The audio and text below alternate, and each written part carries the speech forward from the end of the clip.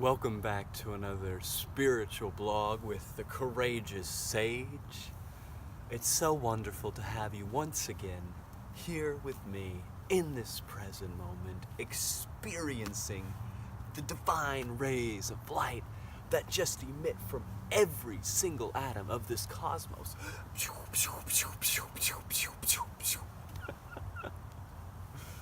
Yeah, I'm just gonna have fun with it. So, accessing the Akasha. The Akasha being the library of the past, the library of the future, the library of the present moment, the library of the unknown, infiniteness of the cosmos and beyond. It's the ultimate library. And today, I'm going to be your librarian because I'm going to share with you a little tips and hints on how to access this Akasha. So, what do you do to get into the Akasha? Well, basically you get into it through meditation, prayer, deep, enlightened spaces of consciousness. You get into it through,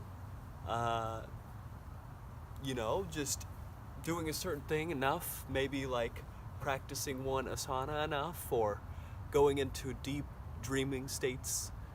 Your dreaming places is probably the best places to access the Akasha. That's where I do most of my Akashic work, is in my dreaming states.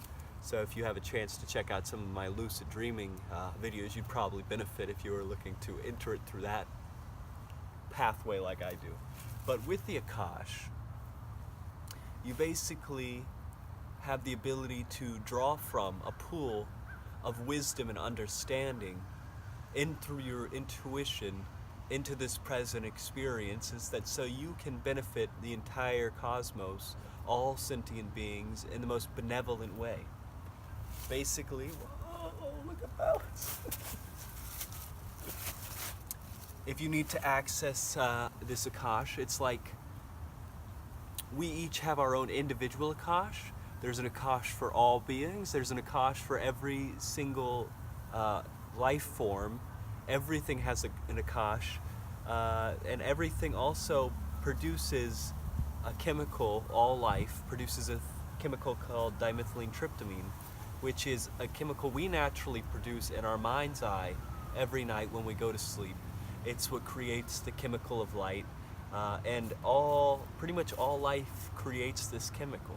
So through the realization of the infiniteness of that chemical that we have within ourselves already, we can unleash it, let it go, allow it to express itself through us. And the more we connect with this chemical within ourselves, the more it flows into our cells, into every aspect of our life, where abundance can be fulfilling and wonderful.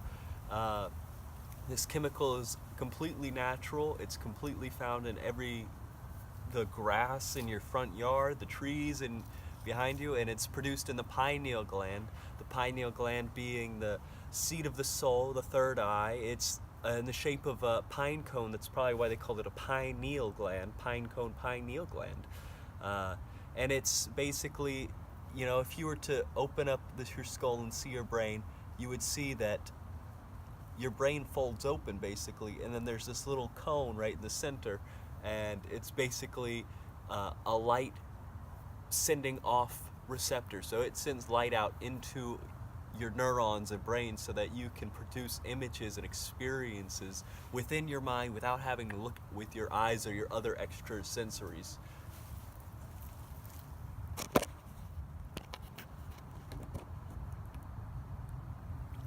So, why would we benefit from connecting to the Akasha? Well, first of all, you probably, with the Akasha, learn of unconditional love. You'd probably learn about Christ consciousness. You'd learn about light working. You'd learn about aura. You'd learn about healthier, vital life practices. You'd learn about how to treat your fellow man. You'd learn how to treat your fellow animals and plants. You would learn how to treat the world correctly and lovingly.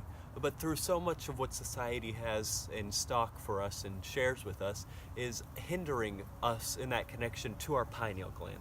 And that's through the sodium fluoride in our water systems. It's through the processed foods we eat, the very heavy, dense foods we eat really calcifies the pineal gland. It also calcifies your spine, makes you more rigid, less likely to be able to flex around and bend in all directions because, it's calcifying it, making it harder, more rigid.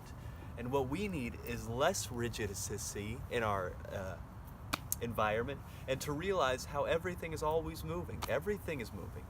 There's everything. Look, this is moving. Even if you see only a little bit of the movement, it's still moving.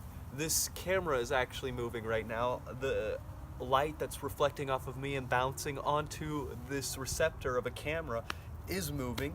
The clouds are moving, the water's moving, the oceans are moving, the sun is moving, the moon is moving, the stars are moving, the galaxies are all spinning, and when you look at the galaxies, they're all spinning and the planets are following around the sun that's spinning in this huge orbital path, and all the planets are going around it like this, and all the planets are going like this, and then all these suns are like going in a big circle like this, and then the galaxies are going like this, and the cosmos are going like this, and then the universe is going like this, and all of them are going like this, and it's a big circle, it's spinning, always moving, everything's moving, wow, wow.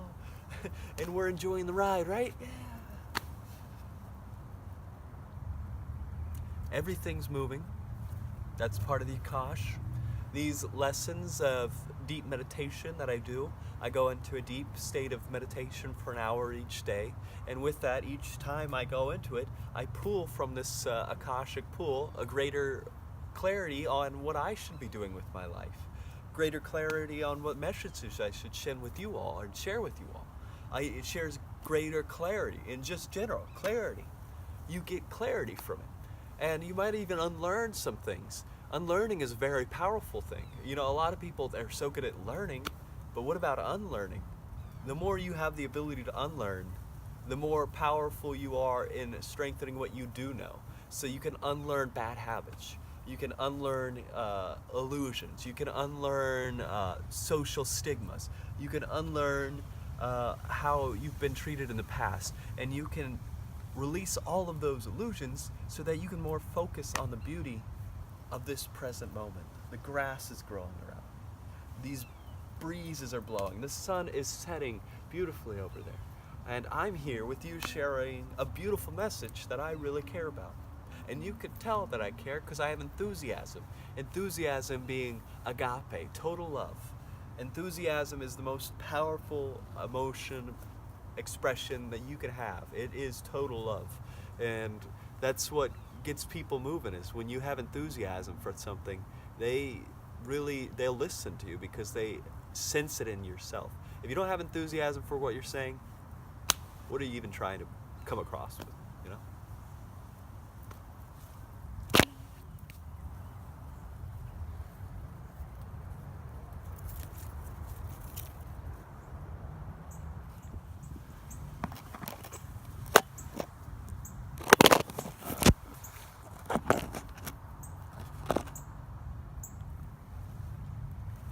So the Akash. Akash is also known as ether. It's known as space.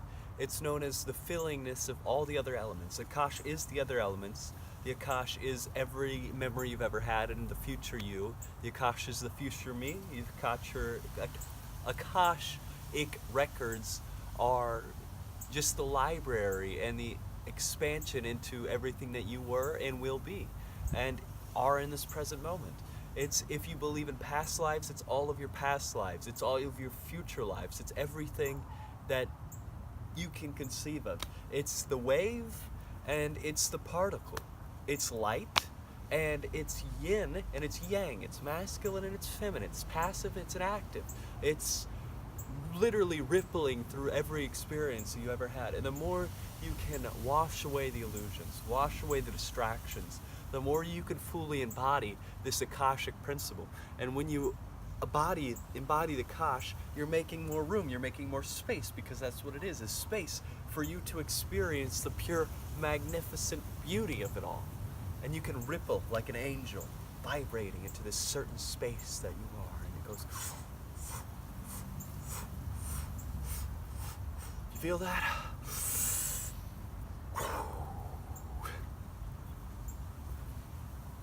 Look, the deeper you go into your meditation periods, and the more you release in these periods of meditation, the more susceptible you will be to realizing these expanded states of consciousness. So, what I recommend to you is starting a meditative practice every day. Being more kind to yourself. Reading more books. Looking into more expansive things and releasing more illusions, releasing more bad habits, releasing that food that's not serving you, and eating healthier, more loving, more compassionate, and being more grateful, more expansive in your experience. And the more you expand into this experience, the more you will be a light for all beings. You'll share this enjoyment with all beings. Everyone will get to realize that they are a light as well. And when you become a candle, a lit candle, that's all it takes is one candle. It can light 1,000 other candles, just one. And then those 1,000 other candles will light 1,000 other candles. And then those will light 1,000 other candles.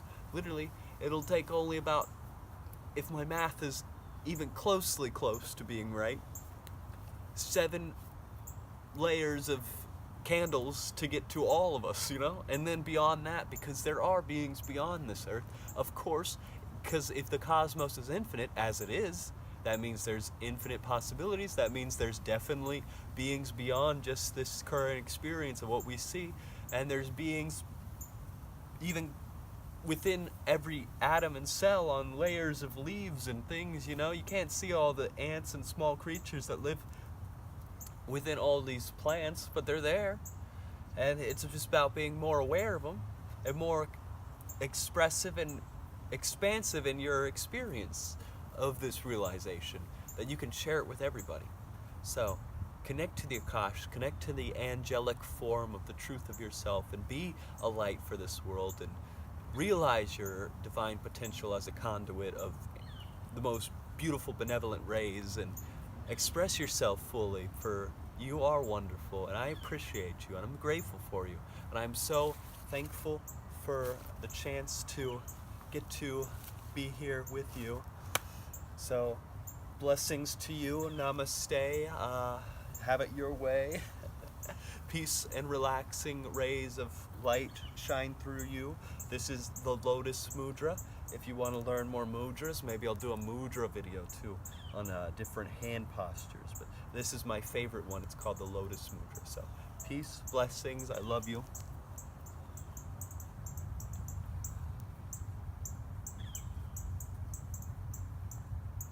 Unlimited love, peace, relaxing. I'm sitting on a brick right now. Peace.